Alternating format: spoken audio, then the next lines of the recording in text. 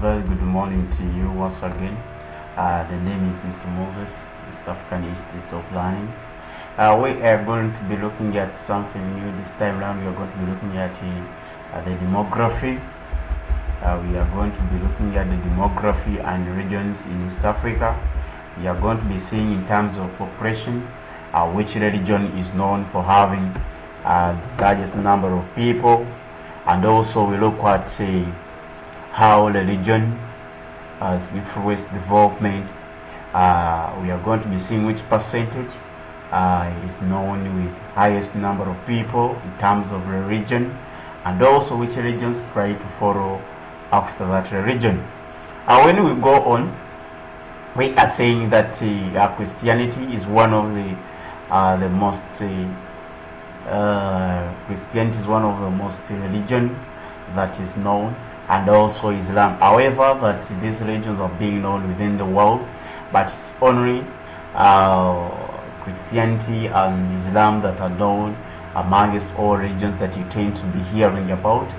When you look at Islam, in terms of demographic percentage, number of people, for it occupies around Christianity itself takes around 40%, and Islam it takes around 45%, and the rest percentage will be coming in as a result of the traditionalist or the African traditional religion, and also it takes a percentage in there.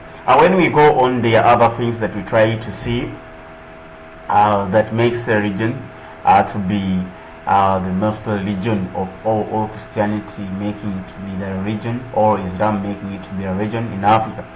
They are saying that Africa encompasses wide variety of traditions, beliefs, although religious customs are some at times cherished or are shared by many local societies. They are usually unique to specific population or geographical regions. They are regions that being dominant in the area. It can be determined by the number of people or people living within that area, which makes a region to be also dominant. Therefore, we have also other scholar there known as DW, or is known as D.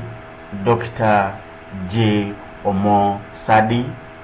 This one is also a traditionist, or is a traditional, who came with the context that which means that African indigenous religion that is a fundamental or foundational in terms of handling, or it handled from generation to generation, or it is upheld and practiced today for more than decades or years. And they are saying that a heritage from the past is yet to treat as a thing of the past, but which can connect to the past with the present, and also the present with the entire humanity. Now, that is the region that tries to talk about that there are some regions, as we have said, that the traditions, it is one of the founders of all regions that tend to be existing within Africa,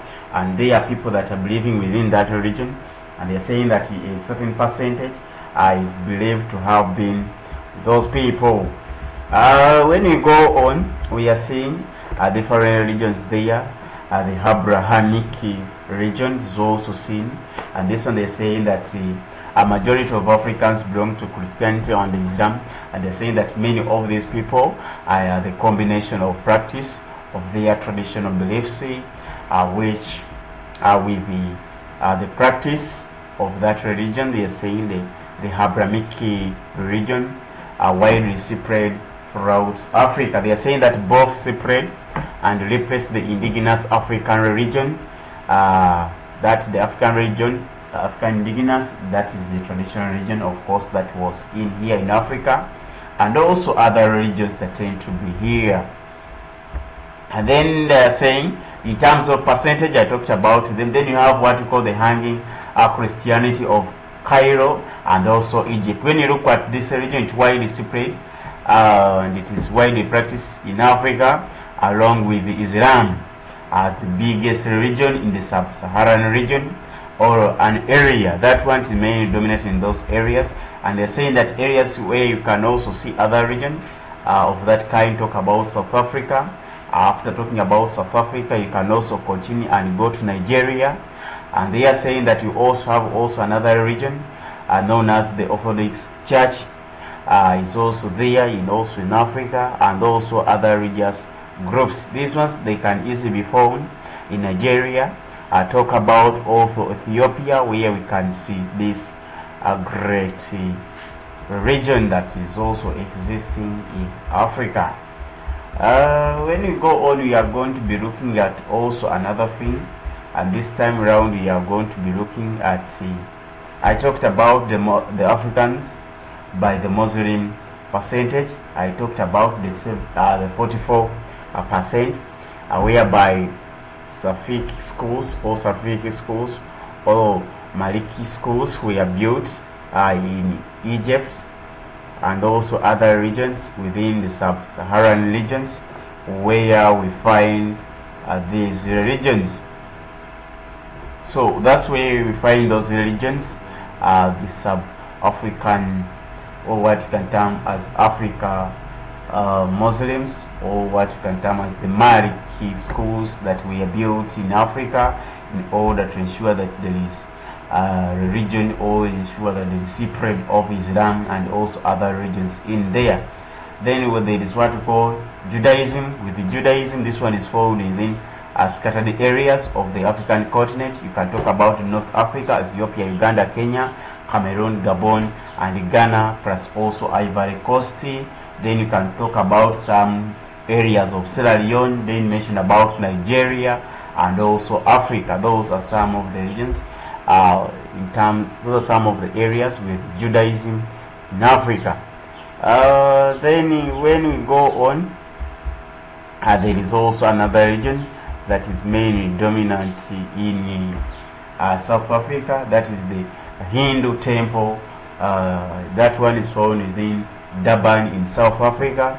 The Hinduism, this has been existed in Africa mainly around the late 19th century, and this region for it is estimated to be having around 2.5 million people who worship with their leader in that region. They are saying that this region came to South Africa in the early 19th century.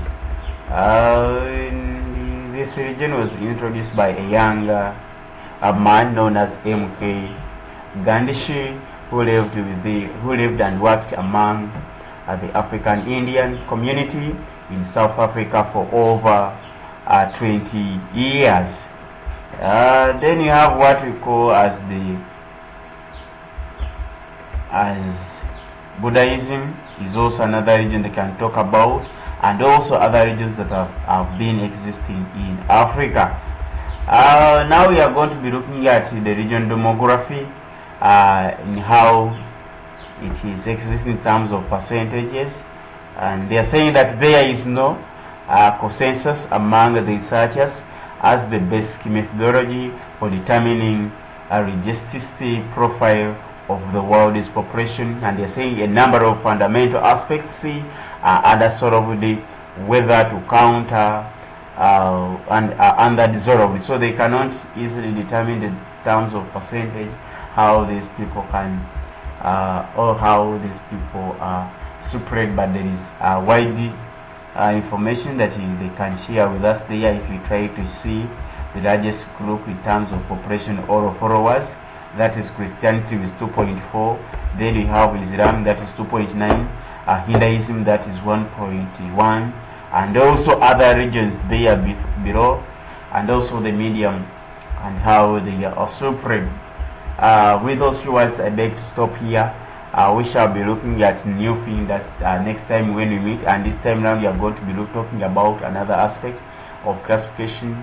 Talked about classification, how those people are classified according to the region.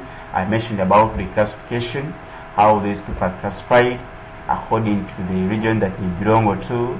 Talked about that the indigenous, we know people that can be belonging to the indigenous or the focal region. I think we are going to be looking at neocolonialism, our next unit. For now, I beg we stop here, where we shall be picking up next time from.